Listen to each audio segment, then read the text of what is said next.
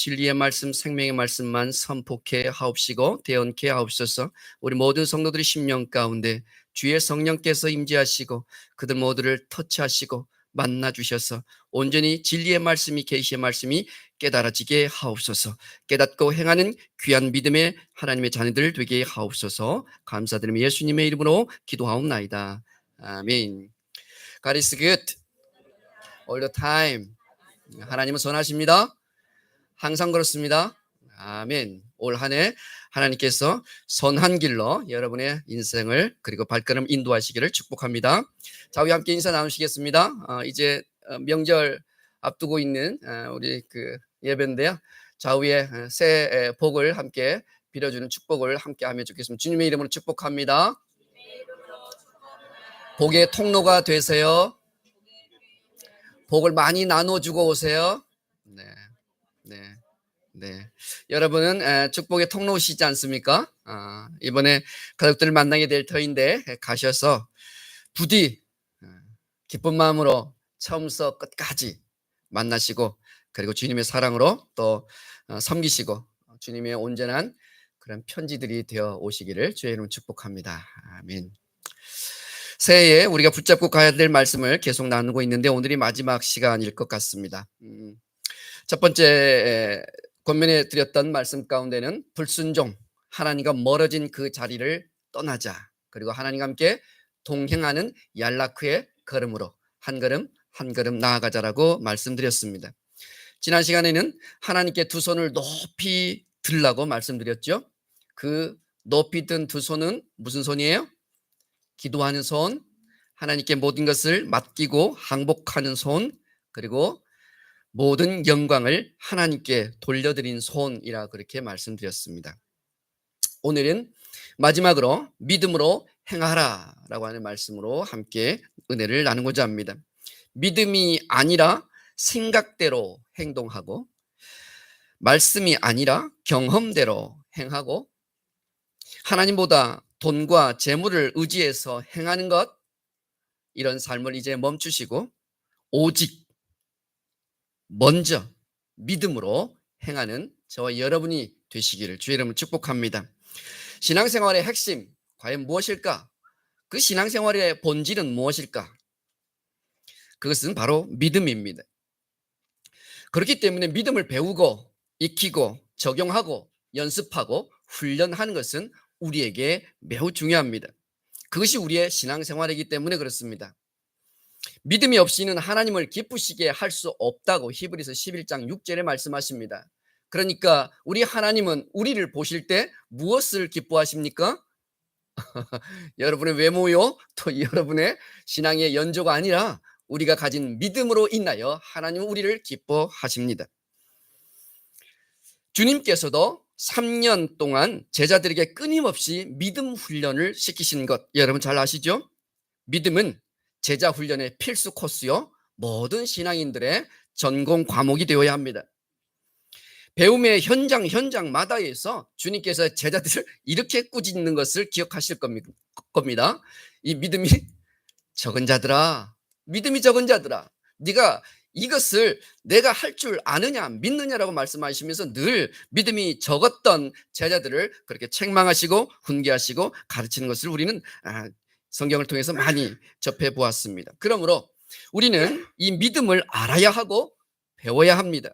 그래야 신앙생활을 제대로 할 수 있기 때문입니다. 오늘 말씀을 준비하면서 이 믿음에 관하여 여러분께 나누어 드릴 세 가지의 대지를 묵상을 했습니다. 아무래도 이 믿음 생활이라고 하는 것이 눈에 보이는 것이 아니기 때문에 경험을 말씀을 드리고 여러분과 함께 공유해 드리는 것이 이 말씀의 주제를 이해하는 데 도움이 될 것 같아서 지극히 개인적이고 저희 가족에 관한 예화를 두 가지 드리려고 합니다. 우리 가족과 저의 자랑이 되지 않고 하나님께 영광이 되기를 원합니다.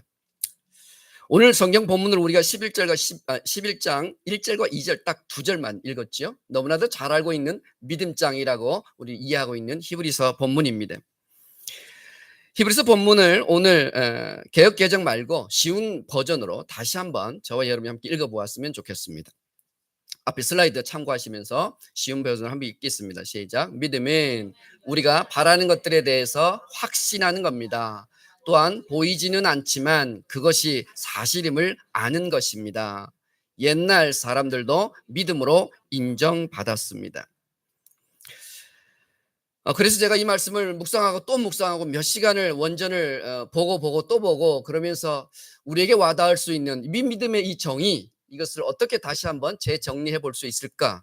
그리고 한 줄로 요약했습니다. 믿음은 우리가 소망하는 것을 신뢰하는 것이요, 보이지 않아도 확신하는 것입니다. 좀 더 압축하면 믿음은 신뢰하는 것이요, 확신하는 것입니다. 무엇이라고요? 믿음은 신뢰하는 것이고 확신하는 것입니다. 신뢰라고 하는 것은 상대방이 있는 것을 뜻하는 것이죠. 상대방을 신뢰하는 거예요. 확신하는 것은요, 내용을 확신하는 것입니다. 아무 내용이 없이 무작정 확신할 수는 없는 것이에요. 그거는 언어 도단이에요. 말이 되지 않아요. 그러므로 믿음은 반드시 우리가 믿는 대상이 있는 것이고 그 대상을 우리가 신뢰하는 것입니다. 그리고 그 믿는 대상이 우리에게 주는 약속을 분명하게 우리는 확신하는 것입니다. 보이지 않아도, 당장 만져지지 않아도 우리는 그것을 확신하는 거예요. 그것이 바로 믿음입니다. 지난주까지 1층 큰 TV 있었지 않습니까? 삼성 TV. 135만 원 주고 샀는데 작년 3월에. 그런데 1층에서 계속 네트워크 문제가 발생을 해서 TV가 자꾸만 꺼지는 거예요. 우리 유튜브 설교가. 그래서 위에서 예배드리는 분이 너무 불편하고 너무 송구하고 죄송해서 온갖 방법을 다 한 달 동안 다 해보았어요. 그래도 해결이 되지 않는데 지난주에 딱 결론을 조대 목사님 제가 내린 게 있었습니다. 이거는 네트워크의 문제가 아니라 인터넷의 문제가 아닌 TV의 문제다. 그래서 곰곰이 생각해 보니까 작년 3월에 샀으니까 이게 AS를 받으려면 1년 안에 어떻게든지 트라이 해봐야 되겠는데 남은 게 딱 2달인 거예요.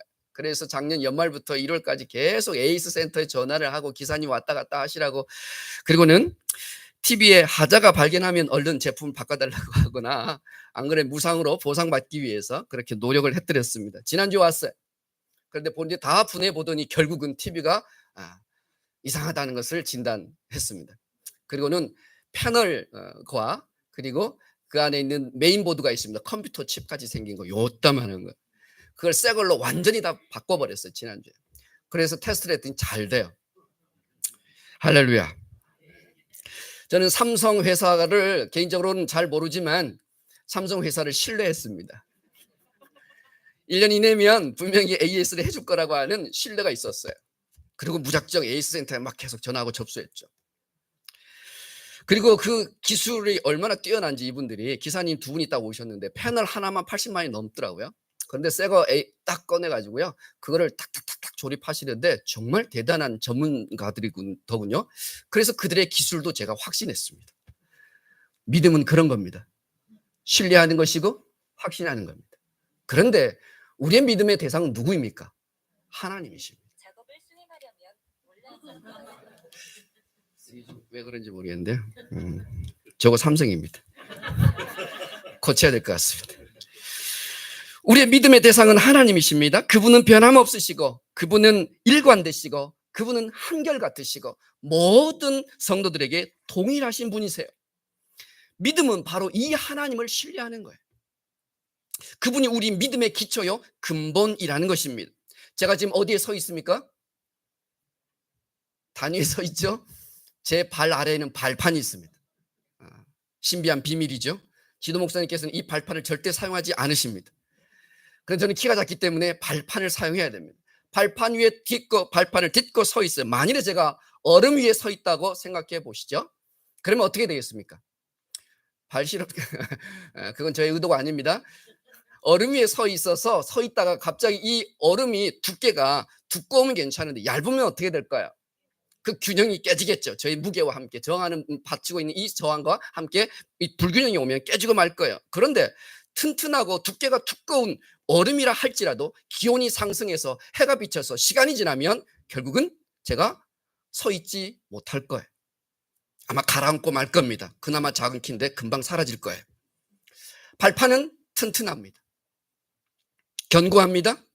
제가 발판 위에 서 있는 것을 실패할 가능성을 우리는 생각하지 않습니다. 예배 내내 1시간 동안 제가 이 발판 위에 서 있다가 언젠가는 우리 목사님이 사라질 거야 라고 생각하고 걱정하고 염려하는 분은 아무도 없을 거예요. 하나님의 그 신뢰, 우리의 믿음의 그 기초, 그 발판은 변함없으신 우리 하나님이라고 하는 사실을 여러분 명심하시기 바랍니다. 또 한 가지입니다. 믿음은 하나님이 반드시 이루어 주시고 응답해 주실 것이라고 하는 확신입니다. 아브라함은 말이죠. 지지난주에 배웠지만 고향, 친척, 아버지의 집을 떠날 수 있었던 이유가 뭔지 아십니까? 떠남에 대한 두려움보다 하나님께서 본인의 발걸음을 인도해 주실 확신이 더 컸던 것이에요. 그래서 그는 떠날 수 있었어요. 100세 때 간신히 얻은 이삭을 하나님께서 제물로 바치라고 말씀하셨을 때 이 아브라함이 그 아들을 제단 위에 놓고 바치려고 했던 그 순종이 그에게 가능했던 이유는 무엇일까요? 오늘 우리는 다 읽지 않았지만 히브리서 11장에 여러분 가만히 보시면 이렇게 표현되어 있어요. 하나님께서 죽은 아들을 다시 살려주실 것을 확신하였다. 순종, 그것은 확신이고 믿음은 확신인 것입니다. 올 한 해 이 믿음의 세 가지를 제가 여러분과 함께 나누어 드리려고 해요. 첫 번째, 하나님을 신뢰하는 믿음이 필요합니다. 성경에 자기 자신을 목숨 걸고 하나님을 신뢰한 배짱이 있는 한 사람이 있었습니다. 그 한 사람을 추천하라고 저에게 누군가가 말씀하신다면 저는 단연코 엘리야를 추천합니다. 엘리야는 북이스라엘의 선지자였고 아합 왕과 이세벨 왕비가 활동했던 배경을 갖고 있습니다. 당시에는 영적으로 엄청난 암흑기였어요. 모든 북이스라엘 백성들이 아무도 하나님을 섬기지 않았고 이세벨이라고 하는 왕비가 그의 고향에서 데리고 왔던 바알과 아세라 그 우상을 섬겼던 선지자 850명을 이끌고 그들을 스카우트해서 그 나라로 하나님을 섬겨야 되는 바로 이스라엘 땅으로 들어온 것이에요. 그러니까 모든 백성들이 이제 그들에게 현혹되어서 지도자에게 현혹되어서 하나님을 배신하고 폐역한 그 우상을 숭배하기 시작했어요. 엘리야가 이 모습들을 다 보고 있었고 알고 있었어요.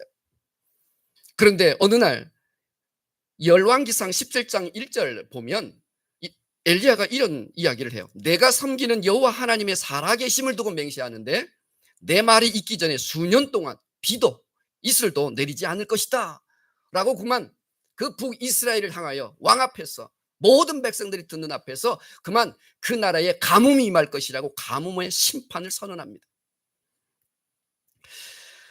왜 하필 가뭄일까요? 왜 하필 비 한 방울 내리지 않게 될 것이라고 저주했을까요? 비, 이슬, 그것은 곡식을 자라게 해주는 요소 아닙니까? 당시에 그들이 믿고 있었던 바알이라고 하는 이 우상신은 바로 이 풍요와 다산, 비를 다스리는 그런 신으로 그들이 다 믿고 있었거든요. 그런데 엘리야가 지금 뭐라고 이야기하는 거야? 너희가 믿고 있는 그 바알은 아무것도 할 수 없다. 두 손 두 발을 내가 다 묶어버리겠다. 너희의 그 믿음의 허상을 내가 다 드러내겠다. 폭로해 주겠다라고 그냥 그 앞에서 그 바알 신 앞에서 바알과 함께 대결을 하겠다고 이야기하는 거예요.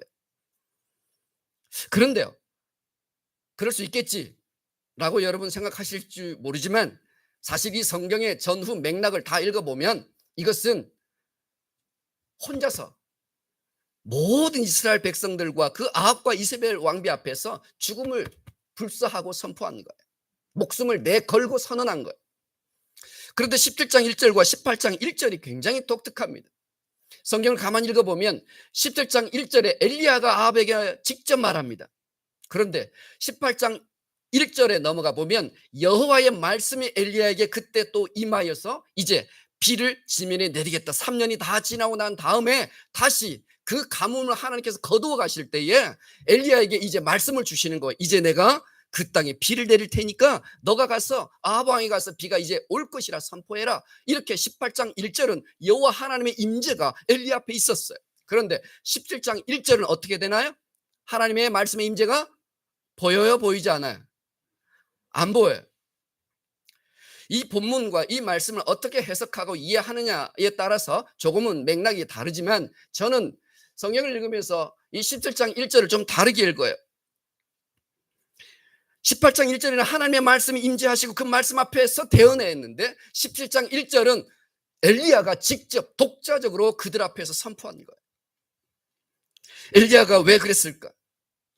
엘리야가 왜 목숨 건 그 선포와 그 저주를 그렇게 이야기했을까? 엘리야는 하나님에 대한 절대적인 신뢰가 있었기 때문이에요. 본인이 그렇게 말하면 여호와 하나님께서 반드시 그 말한 대로 그 일을 이루어 주실 것을 그는 확신했어요. 이건 마치 이런 거예요. 생각해 보세요. 다음 슬라이드 볼까요? 뭐 하고 있죠? 네, 놀이터에서 지금 아이들이 놀고 있고요. 부모님은 안 보이네. 놀고 있어요. 한참 놀고 있어요. 놀고 있는데 갑자기 어떤 아이가 이런 일들이 종종 일어나죠. 나보다 힘이 센 그 어떤 누구를 만나기도 하죠. 나의 대항마들을 만납니다. 꼭 힘이 나보다 더 세고 놀이를 더 잘하고 그런 아이들이 있어요. 그래서 윽박 지르기도 하고 싸움이 일어나기도 하고 그렇습니다. 바로 그런 상황일 때, 그런데 이 아이가 비밀 한 가지를 알고 있는 거예요. 뭐예요? 자기 뒤에서 자기가 다칠까 봐 애지중지하면서 그 안전을 책임지려고 뒷짐지고 가만히 물끄러미 내 아이를 쳐다보고 있는 부모, 엄마든 아빠든. 아빠라고 한번 상상해 보세요. 아빠가 저 뒤에 계세요. 놀이를 하는데 갑자기 나보다 더 힘센 형이 나를 밀쳤어요. 이 아이는 빡쳤어요. 그래서 어떻게 할까요? 내 힘으로는 이길 수 없는 그 형 앞에서 어떻게 하면 돼요? 뒤에 계신 아빠에게 일르면 돼요. 형 이제 죽었어. 우리 아빠가 얼마나 힘센 줄 알아? 형 이제 끝났어. 여기 가만히 있어. 그러니 눈구름이 그 뒤에 있는 아빠를 쳐다보는 거예요. 그럼 아빠가 그 상황을 딱 알죠. 그럼 어떻게 해요? 이제 어깨를 쫙 펴고 눈에 힘을 꽉 주고 그 형을 향해 째려보는 거예요. 그러면 게임 셋 끝나는 거예요. 그러면 이 아이가 이기는 거예요. 엘리야가 바로 이렇게 한 거예요. 17장 1절은 너희는 이제 죽었어. 왜 엘리야가 이스라엘 백성들 앞에서 또 아합과 이세벨 그 왕비 앞에서 이 말을 했을까요? 하나님의 마음을 알고 있었기 때문이에요. 백성들이 타락하고 또 패역한 이스라엘 백성들을 보면서 하나님의 마음이 어떠했을지, 아버지의 마음이 얼마나 찢어지는지, 얼마나 통탄하고 계신지를 엘리야는 알고 있었던 거예요. 가만히 있을 수가 없었어요. 거룩한 분노가 엘리야에게 임한 거예요. 그래서 하나님께 가서 말씀드리기도 전에 그 하나님의 마음을, 아버지의 마음을 너무 아니까 그 백성들을 향해서 이제 우리 아버지 하나님께서 너에게 비 한 방울도 내리지 않을 거야. 내가 한 이 말 때문에 하나님께서 이 약속을 꼭 지키실 거야. 두고 봐. 너희는 이제 죽었어. 하나님께 돌아와야 돼. 그렇지 않으면 너희는 죽을 거야. 그렇게 고백하고 선포한 거예요. 그랬더니 한낱 인생이지만 여호와께서 자기 목숨을 내걸고 저주를 선포한 그 단언한 그 엘리야를 그냥 둘 수가 없었던 거예요. 그래서 우리 하나님께서 엘리야가 한 그 선포대로 그 땅에 3년 동안 비 한 방울, 이슬 한 방울 내리지 않으셨어요. 그게 바로 신뢰예요. 상호 신뢰. 이 신뢰가 없으면 죽음을 각오한 그 선포를 엘리야가 하지 못했을 거예요.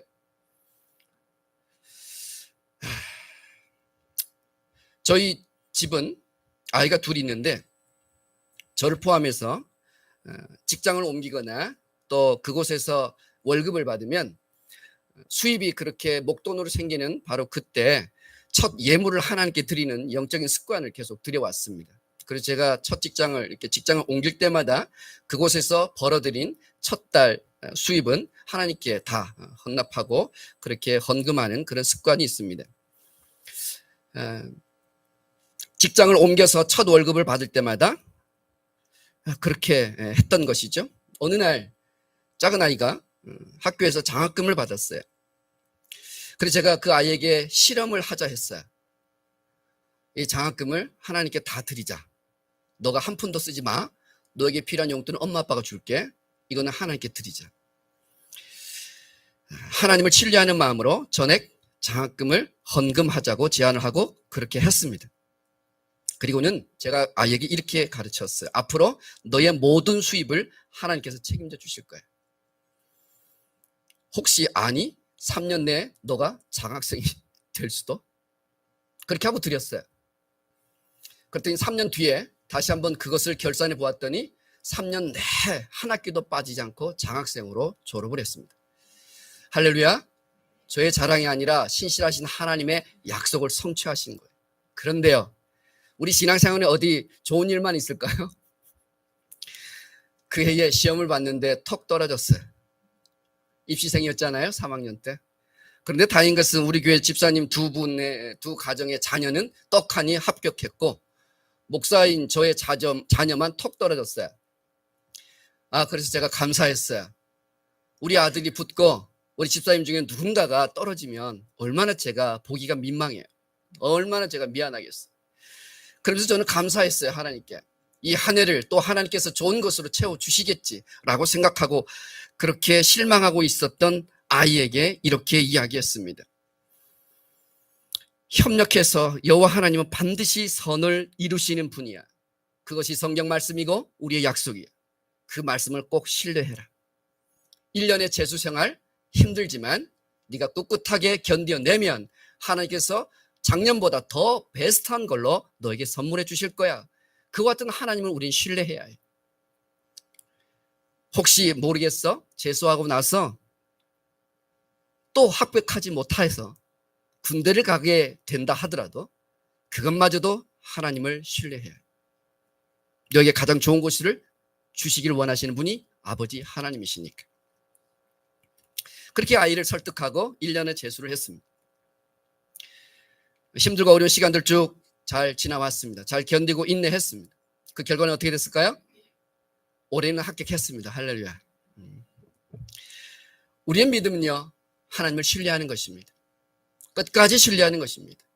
God is good all the time. 우리의 그 선포는 우리의 믿음의 고백이 되어야 합니다.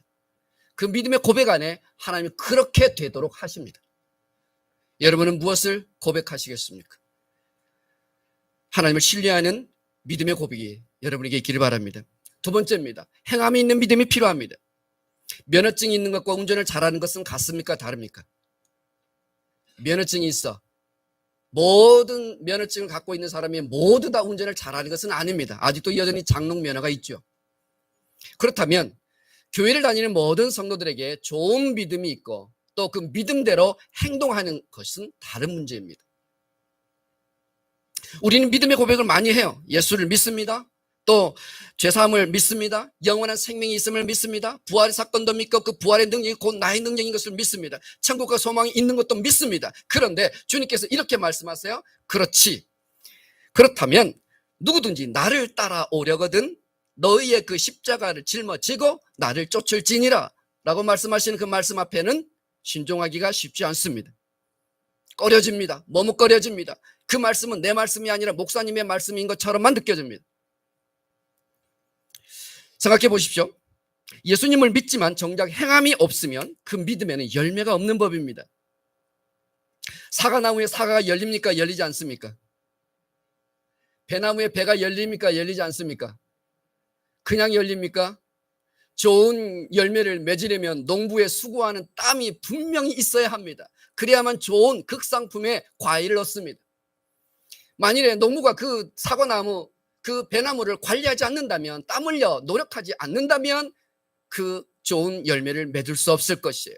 몇 년 동안 방치해두면 그냥 그 나무마저 썩고 없어지게 될 것이에요. 야고보서 2장 17절 말씀 한번 볼까요? 시작. 이와 같이 행함이 없는 믿음은 그 자체가 죽은 것이라. 영혼 없는 몸이 죽은 것 같이 행함이 없는 믿음은 죽은 것이라. 믿음에 무엇을 더하래요? 행함을 더하래요. 믿음의 순종을 더하래요. 하나님을 믿는다면 반드시 행함으로 우리의 믿음이 진짜인지를 증명하셔야 합니다. 믿는 것으로 멈추지 마십시오. 믿는 것으로는 부족합니다. 행함이 있어야만 열매를 맺을 수 있습니다. 행함이 있어야만 그 믿음이 진짜 여러분의 소유가 될 수 있습니다. 행해야 믿어야 행하는 믿음이 있어야 반드시 우리는 가나안 땅에 들어갈 수 있는 것이에요. 2025년 한 해 순종하고 행하는 믿음까지 전진하시기를 주의 이름 축복합니다. 노아는 방주 짓는 일을 120년 동안 순종했어요. 요단강물에 제자들이 그 백성들이 그리고 제사장들이 발을 내딛었을 때 요단강이 갈라졌어요. 여리고성을 매일매일 돌라고 하시는 말씀 앞에 순종했을 때 여리고성이 무너진 것이에요. 주님께서 말씀하실 때 그 말씀에 순종했을 때 그물을 내렸더니 그 그물이 찢어질 정도로 큰 어획을 할 수 있었던 것이에요. 순종하는 믿음, 행하는 믿음의 기적이 일어나는 것입니다. 두 번째 간증인데요. 제가 서울에서 13년 직장 생활을 했습니다. 사회복지기관에서 13년을 직장 생활했고 7년 만에 기관장이 되었습니다. 짧은 기간에 상당히 많이 빨리 그렇게 승진했고 성공했습니다. 익숙한 곳이었고 익숙한 환경이었죠. 그런데 어느 날 주님께서 저에게 이제 직장 선교사 사역을 저에게 감당하시라고 하셨습니다. 저를 직장 선교사로 콜링하셨어요. 그 말씀 앞에 새벽 기도를 드리고 작전 기도를 하면서 준비했습니다. 너무 순종하기 싫었어요. 너무 가기 싫었어요. 왜요? 이곳이 너무 익숙해졌고 이곳에 이제 제가 할 수 있는, 승진할 수 있는 모든 코스를 다 올라왔기 때문에, 정상이었기 때문에 이 자리를 내려놓고 포기한다는 것은 저에게 너무나 많은 손실을 초래하는 일이었어요. 가고 싶지 않았지만 결국은 제가 가야 한다는 것을 너무나도 잘 알고 있었던 종이었기 때문에 모든 사람들이 다 반대하고 만류하고 우리 아이들까지 왜 그곳에 가야 되느냐고, 여기 있겠다고, 서울 있겠다고, 안 가겠다고 떼쓰는 아이들을 설득시켜서 제가 먼저 출퇴근을 2년을 했습니다. 그러고서 모든 가족들을 2년 후에 수원으로 다 이사를 시켰어요. 그렇게 하나님 앞에 너무나 많은 것들의 손실을 작정하고 그렇게 순종했다고 생각을 했습니다. 10년의 세월이 수원에서 지났습니다. 연고도 없었고 학연도 지연도 아무도 없었던 바로 그 땅에 홀로 가서 하나님께서 하실 그 말씀들을 순종하면서 그 일들을 감당해 내었을 때 10년의 세월을 다 지나고 이제 의정부로 올 때 다시 한번 제가 그 10년의 세월을 기도하면서 하나님 앞에 나아갔습니다. 그랬더니 하나님께서 저에게 아주 놀라운 것들을 말씀하시고 보게 하셨어요. 그곳에 있는 10년 동안 수백 명의 어르신들에게 복음을 증거했습니다. 복지관에 두 곳의 교회를 개척했습니다. MDB 공부를 할 수 있었습니다. 목사 안수를 받았습니다. 그토록 소망했던 교수 생활도 했습니다. 어부지리로 내 집도 마련했습니다. 아내가 경영하는 사업장도 하나님께서 허락해 주셨습니다. 그 당시 초등학생이었던 아이들은 믿음 안에서 건강한 청년들로 자라졌습니다. 순종하기 위해서 포기하고 양보했던 것들보다 하나님께서 나에게 더 많은 것들을 수십 배, 수백 배의 축복으로 갚아주셨다는 사실을 인정할 수밖에 없었습니다. 순종하는 믿음, 행함이 있는 믿음에 이와 같은 기적들이 일어납니다. 요단강에 발을 내딛어야, 그 순종과 행함이 있어야 여러분은 그 요단강을 마른 땅으로 걸어갈 수 있습니다. 순종하셔야 그 전쟁에서 승리할 수 있습니다. 멈춰있는 그 믿음 가지고는 우리가 성취할 수가 없고 하나님의 뜻을 이룰 수가 없는 것입니다. 행함에 있는 믿음까지 전진하시길 주의 이름 축복합니다. 마지막 짧게 말씀 나눕니다. 강하고 담대한 믿음으로 이 한 해를 시작하십시오. 노숙자 서울역에 사역하고 있었던 유정욱 사모님이 쓴 책, 울고 있는 사람과 함께 울 수 있어 행복하다라는 책이 있는데 이 책 안에 이런 내용이 있어요. 대진표 선수 이름을 바꿔라. 대진표가 뭔가요? 스포츠 경기에서 상대방과 함께 출전해서 경기를 치룰 사람들, 선수들의 그 표를, 매칭표를 이렇게 만들어 놓는 것을 대진표라고 하거든요. 여기 있잖아요. 저 대진표 위에 출전 선수 이름을 바꾸래요. 어떻게 바꾸는 걸까요? 다윗이 골리앗과 싸울 때 어린 다윗이 싸우는 게 아니라 하나님이 싸우시면 누가 이깁니까? 하나님이 이기시죠. 다윗이 골리앗과 싸우면 어림도 없는 싸움인데 하나님이 싸우게 하니까 다윗이 이기는 것이에요. 지난주 우리가 배웠죠. 아말렉 군대와 이스라엘 백성들이 싸울 때 당연히 그들이 육박전을 치르며 싸우면 아말렉에게 감당할 수가 없어요. 그런데 그들이 하나님 앞에 두 손을 들고 기도하는 모세 때문에 바로 기도할 때 그 전쟁은 누가 싸우는 거예요? 하나님이 싸우시는 거예요. 하나님 대 아말렉 군대 누가 이깁니까? 하나님이 이기실 수밖에 없지요. 모세와 바로왕 그렇게 싸우면 바로왕이 이기지만 하나님과 바로왕 그러면 누가 집니까? 백전백패 바로왕이 지게 되어 있습니다. 우리 하나님은 전쟁에 능하신 분이세요. 강하고 담대한 믿음을 가지라고 하는 말의 그 권면에 이면에는 무슨 뜻이냐? 내가 강하고 담대하기 위하여 내가 힘을 기르는 것이 아니라 내 대신 누가 싸우는 거야? 하나님이 싸우게 하라는 거예요. 그 대진표 선수 이름을 이동훈에서 하나님으로 바꾸라는 거예요. 그러면 그 싸움은 더 이상 나의 싸움이 아니라 하나님의 싸움이 된다는 것이에요. 하나님께서 먼저 싸우신다는 것이에요. 하나님을 대적할 적군은 아무도 없는 줄 믿습니다. 그 하나님은 전쟁에 능하신 분이심을 믿습니다. 우리에게 대적할 자가 없어요. 우리 하나님께서는 전쟁에 능하시기 때문에 그 전쟁으로 여러분께서 이 한 해를 승리할 수 있게 되기를 바랍니다. 그것이 우리에게 담대하며 그것이 우리에게 강한 믿음인 줄 믿습니다. 대진표 선수 이름을 하나님으로 바꾸시는 한 해, 그래서 승리하는 한 해가 되시기를 예수님의 이름으로 축복합니다. 함께 우리 기도하시겠습니다. 하나님 감사합니다. 오늘 생명의 말씀 신뢰하는 믿음으로 이 한 해를 살게 하시고 행하는 믿음으로 이 땅을 살게 하여 주시고 강하고 담대한 믿음으로 이 한 해를 승리하는 한 해가 되게 해 주옵소서. 예수님의 이름으로 감사하며 기도하옵나이다. 함께 우리